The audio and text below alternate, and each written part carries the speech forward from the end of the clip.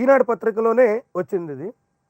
ఒకటే ఈ ఒక్క అంశాన్ని మనం పరిశీలిస్తే ఈ బడ్జెట్ ఎట్లా ఉంది, నిజంగానే ఈనాడు పత్రిక రాసినట్టుగా బలా అనిపిస్తుందా, లేకుంటే జనానికి ఏవైనా టోకరా పెట్టేలాగా చిత్రీకరించే ప్రయత్నం జరిగిందా అన్నది మనకు అర్థమవుతుంది.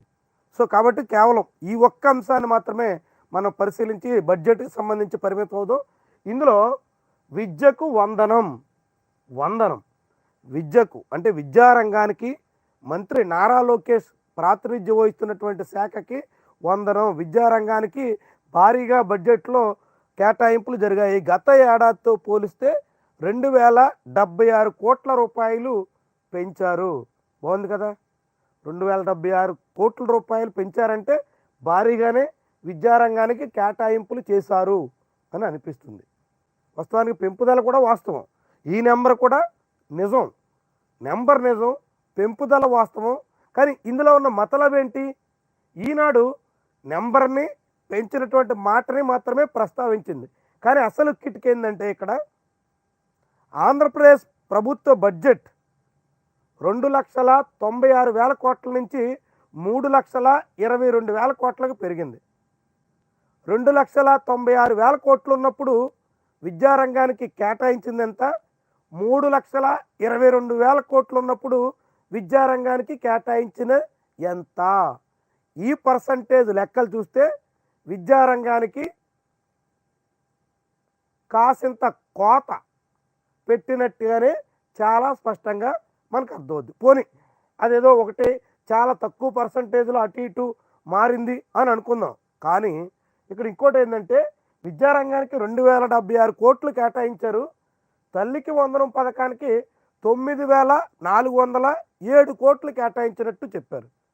అంటే విద్యారంగంలో కేవలం 2,076 కోట్ల రూపాయలు మాత్రమే పెంచితే అందులో 9,407 కోట్లు నిజంగానే అమ్మఒడికి తరలించేస్తే విద్యారంగానికి గత ఏడాది కన్నా కేటాయింపులు తగ్గినట్ట, కోత కోసినట్ట?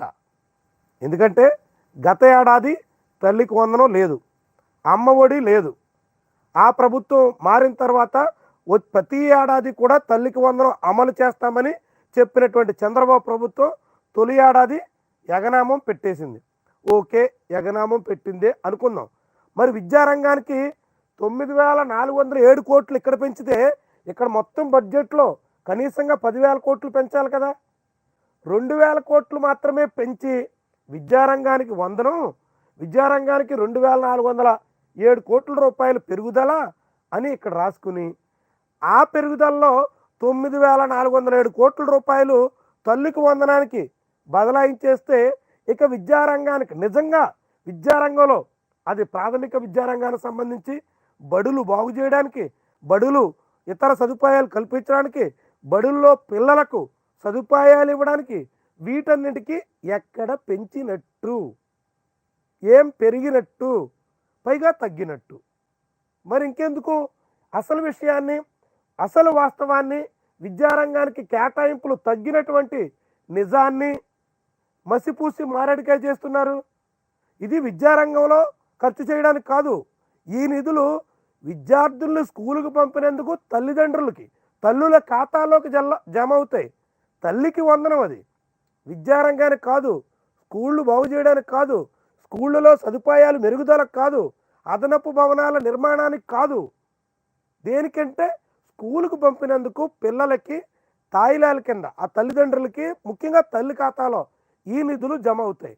అంటే అది విద్యారంగానికి పిల్లల్ని పంపించడం వరకు దోహదం చేయొచ్చు. కానీ విద్యారంగం బాగుపడాలంటే, విద్యారంగంలో వసతులు మెరుగుపడాలంటే, సదుపాయాలు కల్పించాలంటే బడ్జెట్ ఇక్కడ కోత కోసి ఇక్కడ కేటాయించి అంతా బాగుంది అని చెప్పడం ఎట్లా?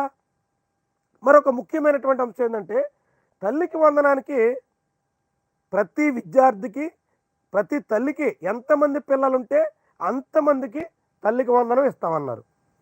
ఆ లెక్కన ఆంధ్రప్రదేశ్లో 1వ తరగతి నుంచి 12వ తరగతి వరకు గతంలో అమ్మఒడి అందుకున్నటువంటి తల్లుల మొత్తం లిస్టు తీస్తే, మొత్తం విద్యార్థుల సంఖ్య తీస్తే ప్రస్తుతం ఆంధ్రప్రదేశ్లో 80 లక్షల మంది చిల్లర ఉన్నారు. 80 లక్షల మంది. 80 లక్షల మంది పిల్లలకు తల్లుల ఖాతాలో 15,000 రూపాయల చొప్పున జమ చేయాలంటే ఆంధ్రప్రదేశ్ ప్రభుత్వ బడ్జెట్లో 12,000 కోట్ల రూపాయలు కనీసంగా కేటాయించాలి. కనీసంగా 12,000 కోట్లు కేటాయించాలి. కానీ ఆంధ్రప్రదేశ్ ప్రభుత్వం చెప్పిందంతా 9,407 కోట్లు. ఇది ప్రకటన. కానీ నిజంగా కేటాయించిందంతా 6,500 కోట్లు. అంటే 12,000 కోట్లు కావాల్సిన దగ్గర ఈ ప్రభుత్వం కేటాయించింది ఎంత? అంటే ఎంతమందికి కోత కోసేస్తున్నారు? ఇంటర్మీడియట్ పిల్లలకి ఇవ్వదలుచుకోలేదా? లేకుంటే ఇప్పుడు P4 పేరుతో సర్వే చేస్తున్నారు కాబట్టి లబ్ధిదారుల సంఖ్యని కోత కోసేస్తారా? ఏం చేయబోతున్నారు? లబ్ధిదారుల సంఖ్యను తగ్గించకుండా మొత్తం పిల్లలందరి తల్లుల ఖాతాలో డబ్బులు జమ వేయాలంటే అవసరమైన 12,000 కోట్లు బడ్జెట్లో కేటాయించకుండా ఎట్లా ఈ పథకాన్ని అమలు చేస్తారు? చంద్రబాబు చేతిలో ఏమైనా మంత్రదండం ఉందా? పయ్యావుల వారి పద్దులో ఏమైనా చిత్ర విచిత్ర విన్యాసాలు చేయబోతున్నారా? కానీ మంత్రదండాలు లేవు, విన్యాసాలు లేవు. వాస్తవం ఏంటంటే ఈ పథకానికి లబ్ధిదారుల సంబంధించినటువంటి జాబితాలో భారీగా కోత విధించబోతున్నారు. లబ్ధిదారుల సంఖ్యని తగ్గించబోతున్నారు. అది ఏ రీతిలో తగ్గిస్తారు, ఎలా తగ్గిస్తారు, ఎక్కడెక్కడ తగ్గిస్తారు చూద్దాం. తగ్గించకుండా కేటాయించినటువంటి బడ్జెట్ మొత్తం స్టూడెంట్స్కి సరిపోదు. వీళ్ళు కేటాయించిన మొత్తం నిధులు కనీసం 50 లక్షల మంది విద్యార్థులకి మించి సరిపోవు. కానీ ఆంధ్రప్రదేశ్లో ఉన్నటువంటి మొత్తం ప్రభుత్వ ప్రైవేటు బడుల్లో చదువుతున్నటువంటి విద్యార్థుల సంఖ్య 80 లక్షల పైబడి ఉంది. కాబట్టి 80 లక్షల్లో 50 లక్షల మందికి మాత్రమే తల్లికి వందనం అందించబోతున్నారు. మరి ఎవరెవరికి ఎక్కడెక్కడ ఎలా కోత పెడతారో చూద్దాం. ఇది ఈ బడ్జెట్కి సంబంధించి. దీన్ని బట్టి ఈ బడ్జెట్లో ఈ రాతకి అసలు వాతకి తేడా మనకు అర్థమైతే ఈనాడు మోత ఏందో మనకు అర్థమవుతుంది. ఈ బడ్జెట్ని ఈనాడు ఏ రీతిలో మోస్తుందో మనకు అర్థమవుతుంది. ఇదేనంట బాహుబళ మళ్ళీ మామూలుగా కాదు, బాహుబలి బడ్జెట్ ఇది. 3,22,000 కోట్లతో రాష్ట్ర పద్దు. ఏపీ చరిత్రలోనే ఇదే అత్యధికం. విధ్వంసం నుంచి పునర్నిర్మాణమే లక్ష్యం. ఇది ప్రభుత్వం చెప్పినటువంటి మాట.